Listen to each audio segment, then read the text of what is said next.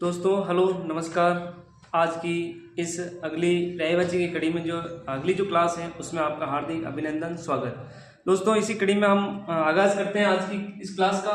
आज जो हमारा जो इस क्लास के माध्यम से जो पहला पर्यायवाची है वो पहला पर्यायवाची है कृष्ण का। दोस्तों किसका है, मैंने इजी नहीं लिखा है, जो आम जन को आते हैं वो जो सरल भाषा के जो पर्यायवाची वो नहीं लिखे हैं, जो आपको थोड़े कठिन लगे थोड़े क्लिष्ट है उनको लिखने की थोड़ी मैंने अभ्यास किया है उनको लिखने का। तो उसमें सबसे पहला है कि मोहन, कृष्ण को क्या कहते हैं, मोहन, मुरारी, माधव, कंसारी, नंदनंदन। कंसारी यानी कंस का हरि है, संधि भी आपको आनी चाहिए। कंस का हरि, नंद का नंदन है, वासुदेव है, मुकुंद और दामोदर। दामोदर किसे कहते हैं दोस्तों, इसमें हिंदी के अंतर्गत वाक्यांश के लिए एक शब्द भी है, जिसकी माँ ने पेट में रस्सी बांध दी हो उसे हम हिंदी में क्या कहते हैं दोस्तों, दामोदर। क्या कहते हैं, दाम प्लस उदर। दाम का मतलब होता है दोस्तों रस्सी, जिसकी माँ ने पेट में रस्सी बांध दी हो उसे कहते हैं हम दामोदर। तो दामोदर हो गया। द्वारकाधीश, द्वारकाधीश दोस्तों ध्यान रखिए, शब्द जो है वो शुद्ध शब्दों के अंतर्गत बार बार आ चुका है, वो आपको द्वारिका देगा। तो द्वारिका नहीं होता दोस्तों, क्या होगा, द्वारका। शुद्ध शब्द कौन सा है, द्वारका है, द्वारकाधीश है। वंशीधर, वंशी भी आ जाएगा, वंशी भी आ जाएगा, तो भी बात एक ही है। श्याम बिहारी, हरि और श्याम सुंदर, ये तो हुए अपने किसके हैं, कृष्ण के। मोहन, मुरारी, माधव, कंसारी, नंद नंदन, वासुदेव, मुकुंद, दामोदर और द्वारकाधीश, वंशीधर, श्याम बिहारी, हरि और श्याम सुंदर। अब अगले इस कड़ी में अगला है अपना कोयल के। दोस्तों किसके हैं, कोयल के हैं। कोयल को संस्कृत में कहते हैं कोकिल। क्या कहते हैं, आपने सुना होगा हिंदी के अंतर्गत, हिंदी वाले विद्यार्थी जानते होंगे, एक कवि का नाम आता है माखनलाल चतुर्वेदी। क्या आता है, माखनलाल चतुर्वेदी। उसमें एक कविता है कोकिल बोलो तो। कौन सी है भाई, कोकिल बोलो तो। जब वो जेल में रहता है तब वो कोयल के माध्यम से अपना वार्तालाप करता है, तो उसमें बार बार शब्द आता है। तो कोकिल का मतलब क्या होगा, कोयल। पिक, पिक भी किसे कहते हैं, कोयल। अब हिंदी में देखो दो पिक होते हैं, एक में छोटी की मात्रा तो वो होगा आपका कोयल, और बड़ी मात्रा आ जाएगा उससे कहते हैं हिंदी में थूक को। जब हम पीक दान करते हैं, जैसे जिसमें जिस बर्तन में हम थूकते हैं उसे हम हिंदी में कहेंगे पीक दान। क्या कहेंगे, पीक दान। तो पी की मात्रा क्या रहेगी, बड़ी रहेगी। छोटी की मात्रा आ जाएगी, उसे हम कहेंगे कोयल। अब परवृत, वसंत दूत। ये तो दोस्तों ये वसंत का दूत है, क्योंकि वसंत के ऋतुओं के अंतर्गत ये ज्यादा बोलती है, ये बोलती है। इसका मतलब किसका आगाज हो चुका है, वसंत ऋतु का, इसलिए कौन सा दूत कहते हैं, वसंत दूत। और दोस्तों इसमें जैसे कृष्ण का पर्यायवाची श्याम। क्या है दोस्तों, श्याम। इसको हमने क्या बोला, श्यामा, क्योंकि ये तो स्त्रीलिंग है, और हिंदी में स्त्रीलिंग में आ की मात्रा जोड़ते हैं तो वो कौन सा रूप बन जाता है स्त्रीलिंग का, ये काली है। कोयल दिखने में क्या होती है, कायल, इसलिए काली होती है, इसलिए उसको क्या कह दिया हमने, श्यामा। ये तो है मदन शलाका, वन प्रिया, वन इसको प्रिय है, और कलकंठ है और कलघोष है। ये पर्यायवाची हुए किसके, कोयल के। कोकिल, पिक, परवृत, वसंतोष, श्यामा, मदन शलाका, वन प्रिया, कलकंठ और कलघोष। अगला है खग। कौन सा है दोस्तों, खग। क्यों कहते हैं, क्योंकि हिंदी में आपको जानना, एक बार विलोम शब्द पूछा जा चुका है, ख का विलोम शब्द लिखिए। आरएस के अंतर्गत आया था, ख का विलोम शब्द लिखिए। तो दोस्तों ख का मतलब होता है आकाश। क्या होता है, ख का मतलब आकाश। तो ख का जो विलोम शब्द है वो होता है दोस्तों भू। क्या होता है, भू। हम जानते जैसे अंतरिक्ष से संबंधित जो भी हम जानकारी प्राप्त करते हैं उस विषय को हम कहते हैं खगोल। क्या कहते हैं, खगोल। और अंतरिक्ष के उसके अपोजिट जो विलोम शब्द होगा, उसके विपरीतार्थ जो शब्द होगा उसे कहेंगे, जैसे धरती से संबंधित जो भी अध्ययन करते हैं हम उसे कहते हैं भूगोल। क्या कहते हैं दोस्तों, तो दोनों में से गोल गोल हटा देते हैं तो जो बचा हुआ शब्द होगा वो होगा ख और भू। तो ख का मतलब होता है आकाश, और ग का मतलब गमन करना। आकाश में गमन करते हैं, इसलिए उसको हम क्या कहते हैं, खग। क्या कहते हैं दोस्तों, खग। उसको कहते हैं विहग, पक्षी। और क्या कहते हैं दोस्तों, द्विज। क्या कहते हैं दोस्तों, द्विज। पक्षी को क्या कहते हैं, द्विज। तो हिंदी में ध्यान रहे, द्विज का मतलब मैं आपको बता रहा हूँ, तीन अर्थ बता रहा हूँ। द्विज का मतलब पक्षी होता है, द्विज का मतलब होता है जो दो बार जन्म लेता है। द्विज का मतलब अपना दांत जो है दोस्तों, एक बार अगर बचपन में जब दांत एक बार टूट जाते हैं या गिर जाते हैं, उसके बावजूद वापस एक नया दांत आता है, तो वो भी क्या होता है, द्विज। यानी दो बार जन्म लेने वाला। एक तो होता है दोस्तों दांत, एक होता है अभी पढ़ा रहा हूं मैं किसमें, पक्षी में। एक होता है दोस्तों, तीसरा अर्थ आपको याद रहे, ब्राह्मण को भी क्या कहते हैं, द्विज कहते हैं। ऐसा माना गया है कि जब वो जनेऊ धारण नहीं करता उससे पहले वो मतलब क्या है कि एक रूप उसका एक वो होता है, और दूसरा क्या है कि उसका ब्राह्मण के एक अलग ही क्रियाकलाप जो भी ज्ञान क्रिया कर्मकांड में वो लीन हो जाता है, तो उसका माना जाता है उसका दूसरा जीवन प्रारंभ होता है, इसलिए उसको माना जाता है द्विज। वो भी दोस्तों कितनी बार जन्म लेता है, दो बार। तो आपको याद रहे तीन अर्थ है, दांत है, ब्राह्मण है और पक्षी है। और आगे आएगा अपने पर्यायवाची में, इन दो तीनों के अंतर्गत फिर कहते हैं द्विज में राजा है, जो दो बार जन्म लेने में क्या है, राजा। चंद्रमा को भी कहते हैं दोस्तों द्विज। तो इन चारों में से राजा कौन है? इन चारों में श्रेष्ठ है चंद्रमा। तो द्विजराज जो है वो किसका पर्यायवाची हो जाएगा? चंद्रमा। आगे पढ़ेंगे हम चंद्रमा का। तो आगे है चिड़िया कहते हैं, पंछी कहते हैं, और पखेरु कहते हैं शकंतु, और परिंदा नभचर, अंडज, अंडों से जन्म होता है इसलिए क्या कहते हैं? अंडज कहते हैं। और चटका संस्कृत में कहते हैं चटका, सत्सम तद्भव में हम पढ़ते हैं चटका चिड़िया, चटका चिड़िया। अब अगला है गंगा।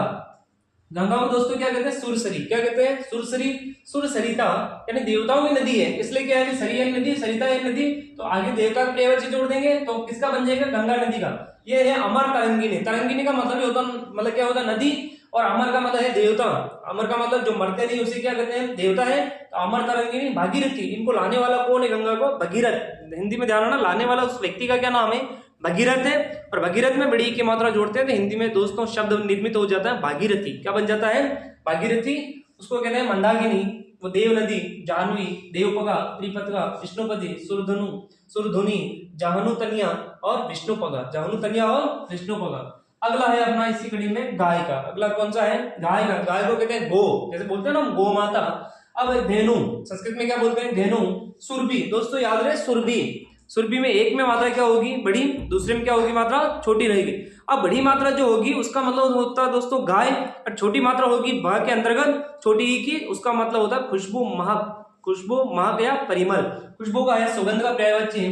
तो सुरभि बड़ी, गौरी, गौरी यानी पार्वती को कहेंगे, गौरी यानी गाय को भी कहते हैं, भद्रा कहते हैं दोस्तों, क्या कहेंगे? भद्र। भद्र यानी कोई अच्छा भला पुरुष होगा उसे कहेंगे भद्र, और आगे मात्रा जोड़ देंगे तो वो पर्यायवाची बन जाएगा अपना किसका? गाय का। दोग्धी, दूध देते हैं, काम करते हैं, इसलिए वो क्या है? दूध देती है, हम क्या कहेंगे? दोग्धी। गैया कहते हैं, गौ कहते हैं, पयस्विनी। क्या कहते हैं? पयस्विनी।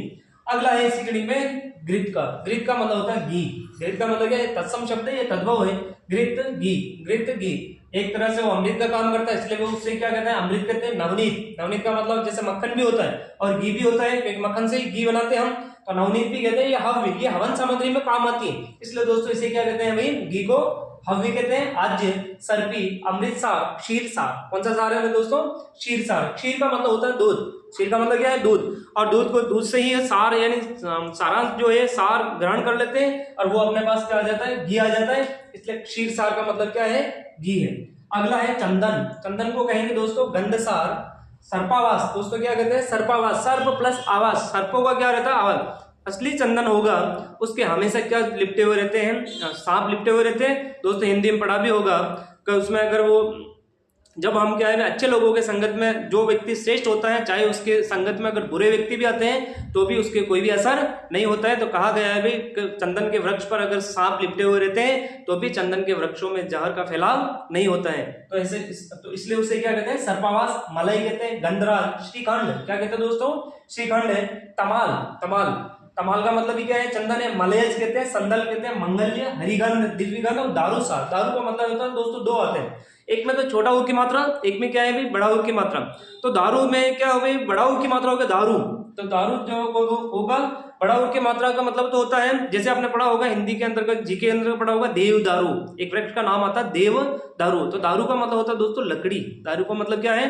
लकड़ी, और एक दारू का मतलब होता है शराब। तो यहाँ पर क्या होगा? वो लकड़ी के रेफरेंस में है, तो दारूसार। कौन सा सार है? वो दारूसार है।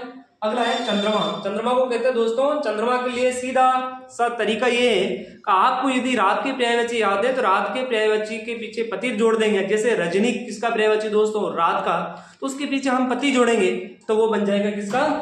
चंद्रमा का बन जाएगा। इसको कहते हैं जिसे राकापति। कौन सा? राका मतलब रात्रि है, तो राकापति, राकेश, राका प्लस ईश। राका यानी अभी बताया था, राका मतलब रात्रि, रात्रि का स्वामी कौन हुआ? चंद्रमा हुआ। भयंत, सोम, सोम यानी क्या है? ये अमृत बरसाता, इसलिए वो क्या गलत है? उसे सोम मृगांक ऐसा माना गया है शास्त्रों के अंतर्गत का उसके जो अंक, मृग प्लस अंक, अंक का मतलब गोद, उसकी गोद में ऐसा माना गया है, शास्त्रों में लिखा गया है कि उसकी गोद में क्या है भाई? मृग यानी हिरण है, तो मृगांक। फिर इसको है भाई क्या कहते हैं? इसको हिमकर कहते हैं। क्या कहते हैं दोस्तों? और एक और याद रखा, इसको क्या भी कहते हैं? शशांक। क्या कहते हैं दोस्तों? तो ये भी शास्त्रों में माना गया है कि जिसकी गोद में क्या है वे शश यानी खरगोश, शश का मतलब क्या है खरगोश, इसलिए शशांक भी इसका पर्यायवाची कला निधि, उसमें अच्छी कला के भंडार है। और आपको पता है कि दोस्तों संयोग है आज का जो दिन है वो शरद पूर्णिमा है और आज के दिन में क्या है 16 कलाओं से युक्त होता है चंद्रमा। और आज के दिन खीर बनाते हैं और उसमें वो चंद्रमा का अमृत रस बरसता है और अगले दिन वो खीर का हम सारे परिवार के जितने भी सदस्य उसका सेवन करते हैं। तो जैसे हो गया इसका कलानिधि सुधाकर, कौन सा कर है सुधाकर, सुधा यानी अमृत, अमृत की किरणें हैं, तो इसलिए वो क्या कहेंगे कर का मतलब किरणें है, सुधाकर है, निशाकर है, रात्रि की किरणें है, द्विज राग यानी अभी बताया था मैंने द्विज में पक्षी भी होता है, ब्राह्मण भी होता है, दांत भी होता है, लेकिन द्विज में जो राजा होता है वो राजा कौन होता है चंद्रमा होता है। तारकेश क्या कहते हैं दोस्तों, तारक प्लस ईश, तारक तारकों का जो स्वामी होता है, तारों का जो स्वामी होता है उसे हम क्या कहेंगे चंद्रमा कहेंगे, तारा का पति है तो तारापति। हिम प्लस अंशु है, हिम यानी वाफ ठंडी और अंशु यानी किरण, तो ठंडी है किरणें जिसके उसे हम क्या कहेंगे हिमांशु कहेंगे, शशि कहते हैं, इंदु कहते हैं, विदु कहते हैं और रजनीपति कहते हैं। तो दोस्तों ये हुए अपने किसके चंद्रमा के। अगला है दोस्तों चांदनी का, किसका पर्यायवाची है चांदनी का है, चांदनी कहते हैं कौमुदी, क्या कहते हैं दोस्तों कौमुदी, ज्योत्सना, ये शुद्ध शब्दों में बार बार आया हुआ है, त और स आधा ही आता है और जब भी आधा ही आता है ज्योत्सना, क्या होता है दोस्तों ज्योत्सना, चंद्रिका, कुमुद कला, जुनाई, अंजोरिया और उजियारी, अमृत द्रव, चंद्र मरीचि, मरीचि का मतलब होता है किरणें, तो किसकी किरणें दोस्तों चंद्रमा की किरणें हैं, इसलिए क्या कह दिया हमने चंद्र मरीचि कह दिया। प्रकाश रोशनी और चंद्र प्रभा, प्रकाश रोशनी और चंद्र प्रभा ये किसके हुए चांदनी के। अब अंतिम में अपने आज की इस क्लास का हम हर क्लास में 10-10 ही लेंगे और परीक्षा की दृष्टि से महत्वपूर्ण पर्यायवाची ही छांट करके मैं लिखाने की कोशिश करूंगा और आप भी इसको बार बार सुने इस क्लास के माध्यम से तो आपको याद हो जाएगा।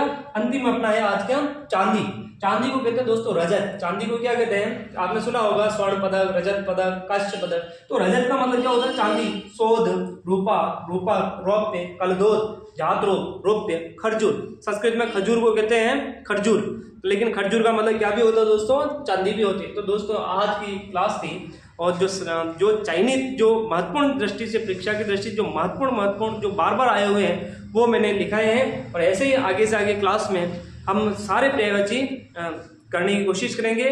तो निरंतर बने रहिए चैनल के माध्यम से और ज़्यादा से ज़्यादा इस चैनल के माध्यम से आप इस लिंक को शेयर करें। धन्यवाद, जय भारत।